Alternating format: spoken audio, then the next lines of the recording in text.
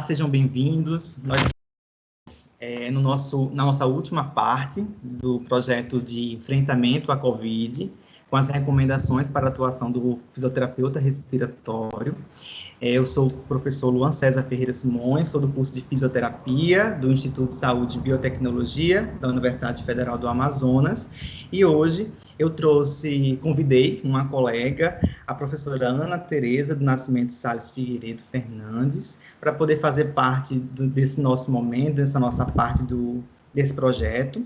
A professora Ana Tereza, ela é graduada em fisioterapia pela Universidade Federal do Rio Grande do Norte, ela é mestre e doutora também pela UFRN, ela tem especialização em fisioterapia e terapia intensiva adulto pela Sobrafir, foi bolsista CNPq, realizou um período do doutorado dela em Milão, na Politécnico de Milano, tem alguma experiência fora do país, também foi fisioterapeuta da terapia intensiva do hospital de referência em doenças infecto-contagiosas do estado da Paraíba, em João Pessoa, e atualmente a professora é professora do quadro efetivo da Universidade Estadual da Paraíba, ministra de disciplinas na área de cardiorrespiratória.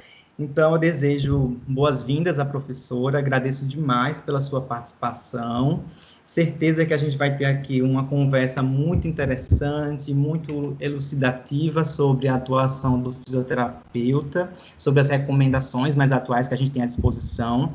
Geralmente, o nosso formato aqui, professora, é mais com uma apresentação, com alguns slides, mas hoje eu achei super interessante que a gente pudesse conversar e trazer um pouquinho sobre essa abordagem, ou as abordagens da fisioterapia para esse paciente com Covid-19. Então, seja muito bem-vinda e agradeço novamente pela sua participação.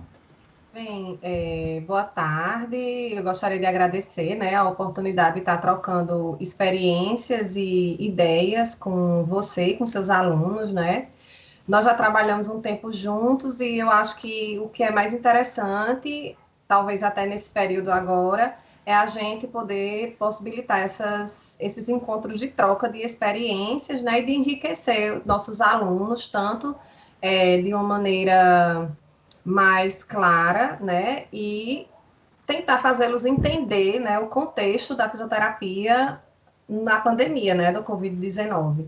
E que sirva também de experiência, até para despertar aqueles alunos que têm interesse na área, e eles consigam, de repente, se aprofundar um pouco mais em tudo que a gente vai conversar. Isso. Maravilha. É interessante a gente falar hoje sobre recursos, sobre o trabalho do fisioterapeuta, porque a gente tem visto na mídia uma discussão e como é que eu posso dizer, um trabalho, uma demonstração da importância dos profissionais de saúde no enfrentamento à Covid. E dentre esses profissionais, obviamente, o fisioterapeuta, como um dos profissionais atuantes na terapia intensiva, tem sido um dos protagonistas. Eu queria saber um pouquinho da sua opinião, como é que a professora vê esse protagonismo, como é que você entende esse movimento que tem acontecido na fisioterapia em terapia intensiva? Primeiro eu fiquei muito orgulhosa de como o fisioterapeuta ele vem sido visto, nessa pandemia. Apesar de não da gente vir buscando, esse reconhecimento, o fortalecimento desse profissional dentro do campo da terapia intensiva é uma coisa que vinha se demorando, vinha se arrastando ao longo dos anos, mesmo depois da publicação da normativa da Anvisa da RDC 7, que era a que normatizava a presença do fisioterapeuta. E que a gente recentemente tinha passado por uma reforma nessa normatização da Anvisa, em que retirava-se a necessidade desse profissional, no ambiente, de maneira integral, no ambiente da terapia intensiva. Isso tinha sido uma das grandes perdas, e nós estávamos lutando para que isso voltasse a ser como era antes. A princípio, mesmo dentro dessa vitória, uma coisa me preocupou e me chamou a atenção, é que existe a necessidade da presença do fisioterapeuta, a gente reconhece o papel importante dele, mas o que a gente tem visto é que essa busca por profissionais para fornecer, para deixar essas unidades de terapia intensiva equipadas de recursos humanos, acaba trazendo para essas unidades pessoas com pouca experiência na área, porque isso não tem sido tão exigido nesse momento agora de pandemia. Então, eu acho que o profissional fisioterapeuta, ele é protagonista nessa situação, mas qualquer fisioterapeuta que tente entrar nessa batalha, ele precisa entender que ele precisa estar muito bem munido de informação, né? Eu que tenho formação em terapia intensiva, né? Eu trabalhei aí o ano passado eu saí da assistência da parte assistencial e fiquei apenas na docência, mas até o ano passado a gente vê que o fisioterapeuta intensivista, ele não é somente aquele profissional que deve entender de recursos fisioterapêuticos. Ele é um profissional que ele deve entender de tudo o que acontece dentro da equipe multiprofissional. Então, dentro desse contexto, eu acho que ele tem um protagonismo importante nessa pandemia, mas ele deve entender que dentro desse protagonismo, ele precisa ser a chave para resolver muitas coisas dentro da unidade de terapia intensiva, né? E a mais importante delas, que vem sendo, é o gerenciamento da ventilação mecânica invasiva. Então, é uma ótima oportunidade para nós, profissionais da fisioterapia, nos firmarmos definitivamente no ambiente de terapia intensiva, né? E a gente precisa da ajuda de toda a sociedade, né? Do governo e das entidades de classe para fortalecer esse nosso papel. Muito bom. Concordo com a professora. É importante também um aspecto que foi colocado com relação à experiência e até mesmo eu penso pelo momento que a gente tem vivido, de uma certa instabilidade, são muitas informações. A gente está sendo bombardeado de informação constantemente. Eu imagino que até o mais experiente dos fisioterapeutas em terapia intensiva tem ficado em dúvida, porque existe muita mudança, muita variação. E é importante que a gente tenha um suporte científico, um suporte que nos dê base, né, para a gente poder seguir em meio a esse tumulto de informações. E aí a gente tem um papel, pelo menos a Sobrafia, ela tem sido uma parceira nesse aspecto, ela tem nos ajudado a trazer um direcionamento para poder proporcionar ao paciente a melhor conduta, uma boa avaliação, e isso tem ajudado bastante, não só os inexperientes ou pouco experientes profissionais, mas também aqueles mais experientes. Eu gostaria de saber um pouquinho da professora, como é que você enxerga essa importância da Sobrafia nesse cenário de pandemia? Eu sou membro da Sobrafia, né? Eu sou filiada à associação desde 2012, né? Em 2014, eu adquiri o meu título de especialista e sigo a associação desde então, né? Eu acho que a associação, ela tem sido determinante, né? Determinante em vários sentidos. O primeiro sentido que eu vejo nela, na importância dela, é no guia, né, desses profissionais, né? A associação, ela tem sido uma entidade que tem estimulado a criação de protocolos, né, e tem feito várias recomendações sobre a atuação do fisioterapeuta dentro da terapia intensiva. E a gente tem visto ultimamente que, assim, um hospital, uma unidade de terapia intensiva que não tenha um protocolo específico para tratar esse paciente, desde a admissão, gerenciamento da ventilação mecânica, protocolos de desmame bem estabelecidos, vai ter muito pouco sucesso, né? A gente sabe que as UTIs, elas vivem um ciclo de plantão. Então, hoje eu tenho um fisioterapeuta, amanhã eu tenho um outro fisioterapeuta, e que muitas vezes, antigamente, esses profissionais, eles não se falavam, eles não sabiam o que é que o outro tinha feito, a não ser pelo prontuário. Hoje, a associação, né, ela recomenda e ela fortalece a criação de protocolos.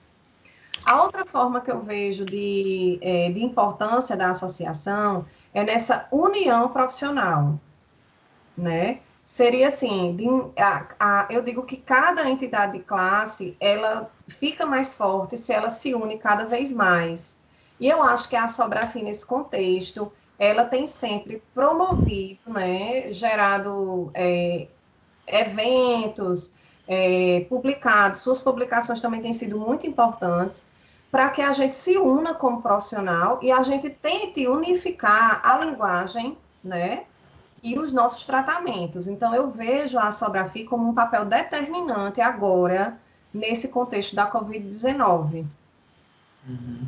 E é importante, só para a gente contextualizar, a Sobrafia tem um papel tão importante não só para o profissional fisioterapeuta que esteja vinculado a ela, que seja membro, mas também, por exemplo, papel político, vamos dizer assim. Por exemplo, a gente teve a Sobrafi, foi uma das primeiras associações a emitir um ofício ao Ministério da Saúde, se colocando à disposição para a capacitação dos profissionais de fisioterapia, não só isso, mas também como uma maneira de dar consultoria técnico-científica ao Ministério da Saúde. Isso. Então, ela tem um papel importante com relação a isso para poder organizar essa equipe, mostrar os caminhos, como falei, das diretrizes e tentar unificar, como bem você disse. E, para isso, ela começou a trazer mensalmente, né, acho que já é o terceiro mês, que a Sobrafi, que é a Associação Brasileira de Fisioterapia Cardiorrespiratória, Fisioterapia e Terapia Intensiva, para quem não conhece. Ela tem trazido já nos últimos é o terceiro mês agora, algumas recomendações, algumas comunicações técnicas, científicas, tentando dar essas diretrizes. E eu acho interessante que a gente possa trazer, de modo geral, né, o objetivo desse momento não é esmiuçar e trazer em detalhes cada uma delas, mas a gente trazer um contexto geral. Então, a primeira grande coisa que eu acho interessante é que, em meio à pandemia da Covid, a primeira preocupação que a gente tem, por ser uma doença causada por um vírus, é a transmissão, né? E essa preocupação, principalmente, está relacionada à questão da produção de aerossóis ou gotículas, que é um grande meio, um dos meios mais importantes de transmissão do vírus. E aí a Sobrafia, ela teve esse papel de nortear os profissionais com relação a alguns tipos de recursos, técnicas ou procedimentos. Um dos exemplos que eu achei interessante da gente trazer é com relação ao uso das câmaras, tendas, boxes, que foi inclusive uma iniciativa, né, acho que de um hospital de Manaus, que começou a trazer isso e meio que surgiu ali, a galera vai como uma moda e quer utilizar, quer aplicar no seu serviço, meio que sem entender um pouquinho o contexto, a situação científica que está ali por trás daquilo. Será que aquilo de fato tem efeito? E aí, uma das publicações da Sobrafia foi sobre isso. O que a professora pode nos dizer a respeito disso? Essa recomendação, né, ao todo, né, de março para cá, nós já tivemos 19 recomendações, né, a associação já emitiu 19 recomendações, fora os ofícios e notas técnicas. Especificamente sobre essa da tenda, né, ela foi publicada dia 9 de abril, né, então faz pouco mais de um mês. Apesar de ter saído bem antes, né, aquele vídeo divulgatório do Hospital de Manaus sobre a tenda, o que foi que a associação fez, né? Ela primeiro foi se inteirar, né, em termos científicos, sobre o uso dessas tendas, de repente, em outros locais, né? E ver o mais importante, né? Se haviam evidências científicas que suportassem o uso da técnica. Então, para a Sobrafi, né, para a associação, na sua recomendação de 9 de abril, ela até exalta, né, essa questão de novas tecnologias, de que realmente a gente está vendo que o brasileiro, né, não só no Brasil, mas em todo o mundo, as pessoas têm se preocupado em fazer novas tecnologias para atender às necessidades do seu serviço, mas que muitas vezes essas novas tecnologias, elas também representam um risco para os profissionais, né? A tenda, a que é chamada tenda, câmara ou box, né? Ela foi projetada para que se pudesse, de alguma maneira, fornecer nebulização ou ventilação não invasiva por interface que não fosse a interface capacete, né? Que é a helmet, que pega todo o crânio, para que houvesse uma baixa contaminação, né, uma baixa dispersão de aerossóis. Mas mesmo levando em consideração que a tenda ela cobre a face do paciente, ainda existe uma dispersão importante desses aerossóis, né, porque ela não é totalmente fechada. Além disso, na recomendação é colocado que a própria desinfecção da tenda, ela poderia levar a uma contaminação, né? Então, tanto a Sobrafi, como também, num segundo momento, a AMIB, né, que é a Associação de Medicina Intensiva Brasileira, como outras entidades, né, se juntaram para elaborar uma nota técnica sobre o uso da tenda, né? Então, chegou-se à conclusão que o uso da tenda para essa finalidade de diminuir a dispersão de aerossóis, ela não é recomendada, mas ela não é recomendada porque não existe evidências científicas que mostrem que há uma diminuição dessa dispersão. Então, clinicamente falando, né, observacionalmente falando, o hospital que utilizou, outros serviços que utilizaram, eles podem até ter observado, num primeiro momento, um benefício da tenda, mas que sem evidências científicas não tem como a gente disseminar o uso, certo?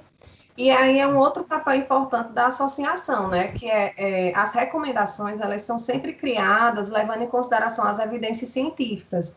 Então, para agora, a gente não tem nenhuma evidência científica que suporte, né, que corrobore com o uso da tenda. Exatamente. E outro ponto também falando de evitar as gotículas ou a formação de aerossol é a realização de alguns procedimentos, algumas técnicas na fisioterapia. Então, a gente também teve recentemente uma comunicação oficial da associação, trazendo exatamente quais seriam os procedimentos nós teríamos que ter cautela ou restrição, ou até mesmo evitar o seu uso com o paciente COVID-19. Quais seriam essas principais técnicas, professora? A primeira técnica que eu queria começar a falar é a que a gente mais vê que é utilizada, que é a oxigenoterapia, certo? Que em vários pacientes, até mesmo assim, aqueles pacientes com apresentação moderada, você já vê aquele paciente com o uso da oxigenoterapia, né? A grande questão é que a maioria dos recursos em fisioterapia respiratória, né, para tratar o trato respiratório, elas causam a dispersão de aerossóis, né? E na oxigenoterapia não é diferente. Até porque a oxigenoterapia, ela precisa de um sistema de umidificação, que no caso da COVID, a gente teve que extinguir, né? Os pacientes recebem oxigênio, mas sem a umidificação necessária, por causa da geração de aerossóis. Então, de todas as maneiras que a oxigenoterapia ela é implementada, a que mais é recomendada é a cânula nasal, né? Ou a máscara com reservatório, certo? Que é aquela máscara onde o paciente ele vai inalar e exalar, mas ele não vai ter, esse ar que ele está exalando, ele não vai para fora, né? Então, fica sempre ali. Que é um risco porque o paciente ele fica reinalando o próprio ar, né? E a cânula nasal simples, como você oferta uma quantidade baixa de oxigênio, né, no máximo até 6 litros por minuto, você tem uma dispersão de aerossóis bem menor. Então, não é o que acontece nas outras formas de oxigenoterapia. Então, para a oxigenoterapia hoje, o que é que a gente tem que é recomendado? A gente pensando naquele paciente que está precisando de oxigênio, mas ainda não tem pré-requisitos para intubação, né? É a oxigenoterapia por cânula nasal. É o que você mais vê, tá? Simples. Evitar o uso da máscara de Venturi, evitar o uso da cânula nasal de alto fluxo, né? Tender para as duas maneiras que a professora colocou são as mais indicadas, evitando qualquer tipo de oxigenoterapia ofertada por alto fluxo, principalmente Venturi e a cânula nasal.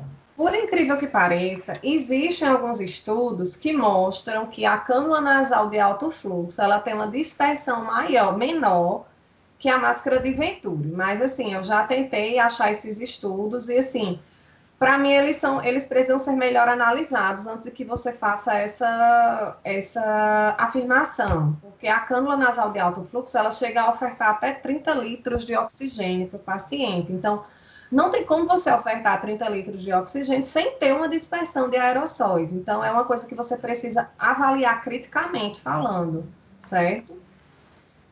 Um outro ponto que eu acho que a gente poderia falar é a questão da ventilação não invasiva, né? Uhum. Que foi uma grande... tem aí uma grande dúvida na literatura sobre o uso ou não uso da ventilação não invasiva, né? Em janeiro desse ano, antes de que os primeiros casos fossem confirmados no Brasil, a Assobrafia emitiu uma recomendação sobre a Covid-19 e essa recomendação, ela falava do uso de VNI, mas também pouco se sabia sobre a doença, né? Quando começaram a surgir os primeiros estudos, né, sobre que vieram da China, da Itália, começou-se a observar que o uso da VNI, ele poderia não auxiliar o paciente no primeiro momento, né? Porque além de aumentar a taxa de contaminação para esses pacientes, para os profissionais de saúde, a VNI, ela podia retardar a necessidade de uma intubação imediata. Então, eles começaram a observar que a insuficiência respiratória que era gerada nesse paciente com COVID, num primeiro momento, se ela fosse de moderada a grave, que a gente já sabe disso, não iria responder à VNI. Então, só iria retardar o uso dessa técnica, né? Eu não sei se o professor tem alguma coisa para colocar. Não, é isso mesmo. É importante salientar que estou lembrando aqui que, independentemente, seja na oxigenoterapia ou na VNI, se de fato houver indicação e a equipe estiver preparada para isso, se tiver um espaço, um ambiente onde exista restrição de circulação, um ambiente que exista restrição ventilatória, certo? Controlado, é possível que seja feita a utilização Isso. desses recursos. Né? É possível. Só que tem que ter muito mais controle com relação ao uso de EPIs, ao cuidado da equipe, treinamento, etc. E tem que garantir que, de fato, a gente não vai ter um aumento de contaminação, né? Por Isso. conta desse uso. Só pontuando mais alguma coisa sobre a VNI, é que na recomendação que se trata isso, né, a Sobrafé, ela deixa muito claro que o ambiente ele tem que ser controlado, né, de preferência, a interface que deve ser utilizada deve ser a helmet, que é a capacete, né, ou que a interface que você tenha disponível, ela não tenha válvula exalatória, né, então, que você já causa até você pode causar uma reinalação de CO2 para o paciente, que também não vai ser benéfico. Então, é como a gente está dizendo, essas técnicas, elas têm se vocês forem procurar na literatura, vocês vão encontrar estudos que utilizaram, estudos que recomendam e estudos que não recomendam. O que você precisa pensar é que você precisa ter cautela e precisa saber se aquele recurso se aplica à sua realidade. Então, atualmente, se você não tem uma helmet, um capacete para fazer VNI, não se está fazendo VNI. Né? Atualmente, o que a gente tem é isso. Né? Então, a recomendação ela é bem clara, porque a recomendação ela também visa a segurança profissional. Né? Então, a gente tem que pensar nisso daí sempre com cautela, nesses recursos. Sim. Teria mais alguma técnica específica? Sim. Continuando falando sobre as técnicas, a gente tem que pontuar as famosas técnicas de desobstrução brônquica, né? As técnicas de higiene brônquica, que são as técnicas que têm o objetivo de mobilizar e remover secreções do trato respiratório, né? Desde vias aéreas superiores a vias aéreas inferiores. Pois bem, em relação a essas técnicas, o recomendado é que você evite se não houver necessidade, né? Porque essas técnicas, elas geram muito aerossóis, porque geralmente elas culminam com que o paciente elimine essa secreção, né? Um ponto a ser destacado é que a pneumonia gerada pelo COVID, geralmente ela é uma pneumonia que ela não cursa com grande quantidade de secreção. É um paciente que ele vai ter uma tosse persistente, mas a tosse vai ser seca. Quando esse paciente vem a necessitar, né, ele vem a ter um acúmulo de secreção, geralmente são aqueles pacientes mais críticos que estão sob ventilação mecânica. Então, para esses pacientes, a remoção de secreção, ela tem sido estimulada com o uso da aspiração, do sistema de aspiração fechado, né? que é aquele sistema que a sonda ela não tem contato com o meio externo, né? E ela vem pelo sistema de aspiração e vai direto para o tubo coletor, para o sistema coletor. Então, nem o profissional tem contato com aquela secreção, né? E fica tudo mais tranquilo em relação à dispersão de aerossóis.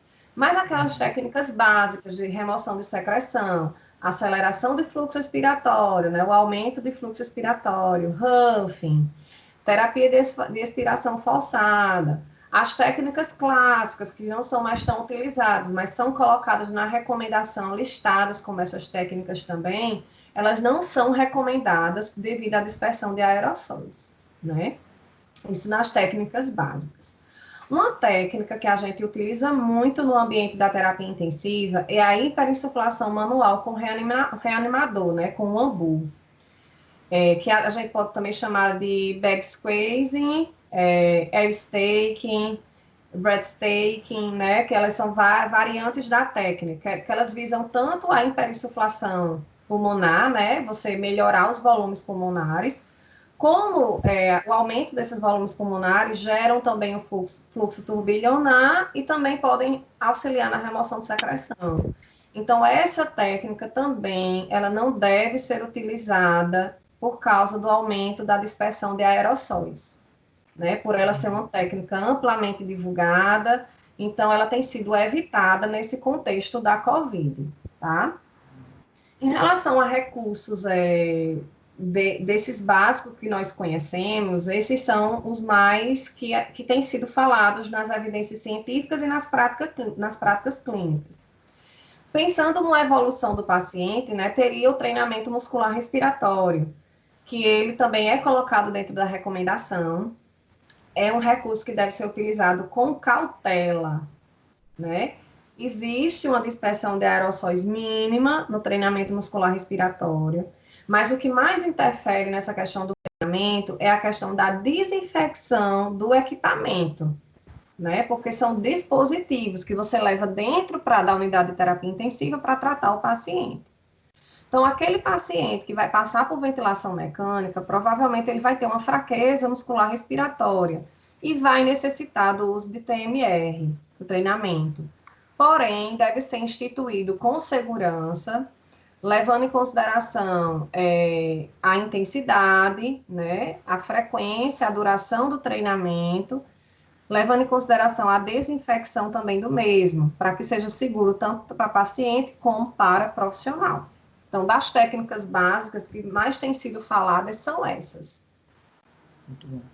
A gente sabe que é importante o profissional de saúde ele ter um conhecimento e ter um treinamento acerca do uso dos EPIs, né? Aliás, antes de mais nada, é interessante que a gente tenha os EPIs. Esse é um outro grande problema que a gente teve aqui no país e provavelmente continuamos tendo, porque a necessidade de EPIs ela é crescente e ela é contínua, né?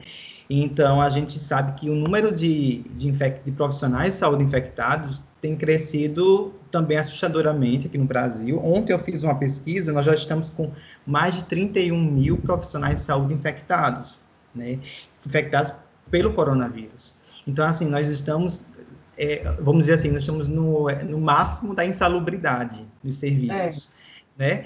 Porque a gente está diante de uma circunstância diferenciada, e aí é que está. Como é que fica a questão do uso dos EPIs? Aqui no nosso projeto, a gente já comentou isso em outros vídeos, sobre o uso dos EPIs, e é importante que a Sobrafia ela também já trouxe um comunicado a respeito disso, e eu achei um ponto importante, professora, que eles chamaram a atenção enfaticamente para a questão que eles disseram, a equipe tem que ser treinada e retreinada, porque existe uma tendência, até de quem é muito tempo no serviço, de fazer aquilo com uma certa naturalidade, e às vezes deixa passar algumas questões mais técnicas no uso do EPI, que no dia a dia talvez não gerasse problema, mas que diante de uma pandemia como essa, onde a transmissão ela é altíssima, isso não passa tão despercebido assim, termina por se contaminar. Eu queria entender um pouquinho o que é que a senhora tem a dizer sobre isso, como é que foi mais ou menos esse comunicado da Sobrafia.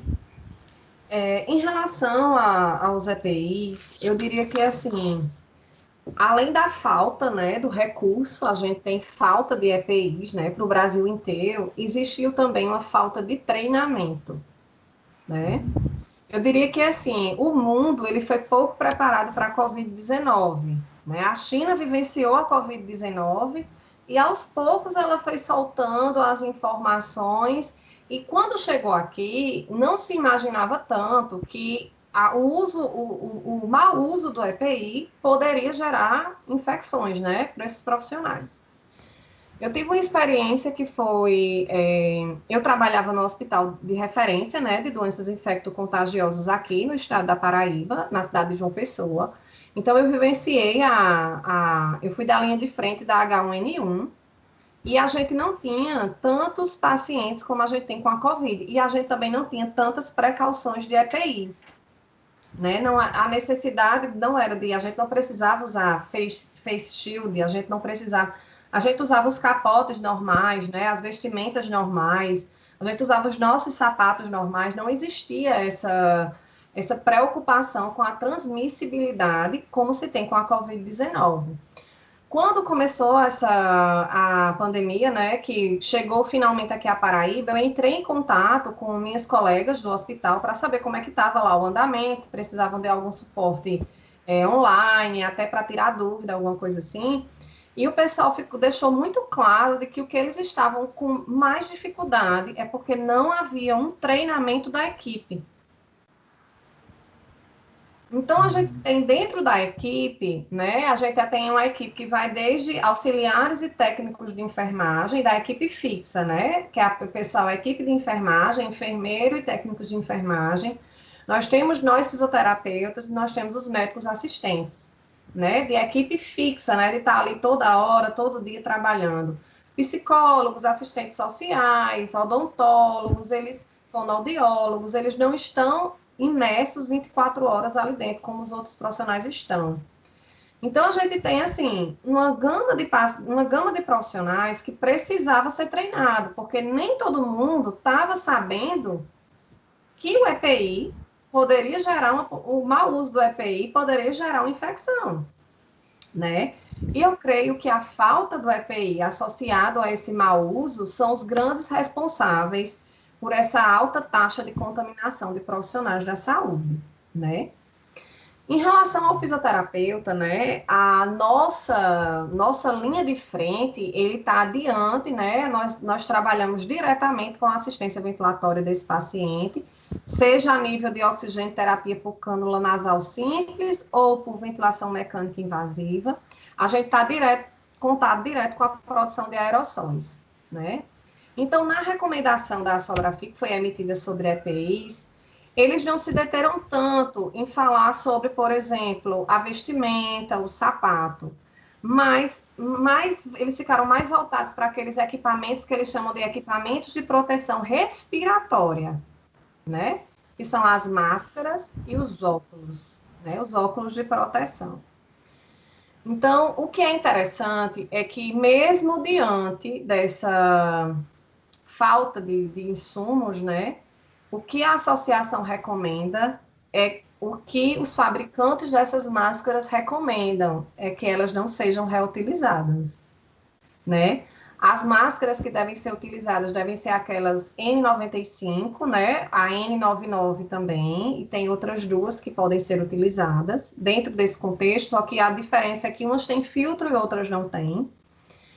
É que elas devem ser utilizadas e descartadas, assim como manda o fabricante. Porém, dentro da própria recomendação, tem uma nota em que a Sobrafia, ela se coloca assim, ela entende que existe uma falta de insumos e que, se houver a possibilidade de reutilização da máscara, que ela seja reutilizada para garantir a segurança desse profissional. Mas que, se você for olhar os fabricantes, nenhum deles recomenda a reutilização, né? Então, é uma coisa para a gente pensar, né? Pensar e refletir, né?